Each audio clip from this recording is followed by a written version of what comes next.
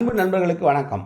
பழமொழி 400 பதிவேற்றம் 313 பாடல் 311 படைவீரர் என்று ஒரு தலைப்பிலே இது வருகிறது. முதல் பாடல் இது.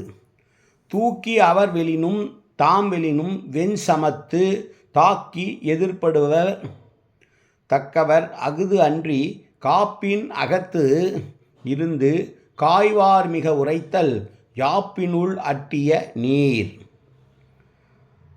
வீரன் என்று சொல்லப்படுபவர்கள் அல்லது வீரத்திற்கு தகுதியுடையவர்கள் யார் என்றால், கொடிய போர்க்களத்துக்குள்ளே எதிராளி வென்றாலும் தாம் வென்றாலும் அதை பற்றி கவலைப்படாமல் போரிட்டு கொண்டே இருந்து எதிராளியை தோற்கடிக்கக்கூடியவராக இருக்கக்கூடியவர்கள்தான்.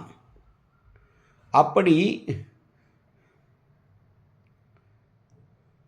தோற்றுவிடுவோம் என்கிற பயம் இல்லாமல் எப்படியாவது வெற்றியை நாம் ஈட்டியே தீருவோம் என்பதை உறுதியோடு கொண்டு கோபமாக எதிர்வருபவர்களை வெல்பவர்களே சிறந்த வீரர்கள், சிறந்த படை வீரர்கள் என்று அறியப்படுவார்கள் என்று சொல்கிறார்.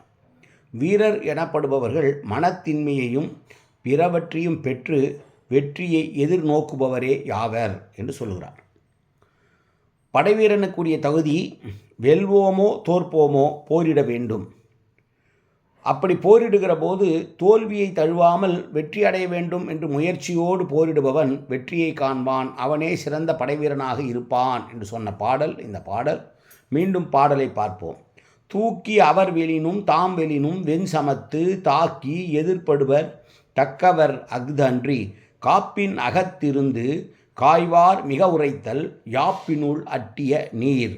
நன்றி, வணக்கம்.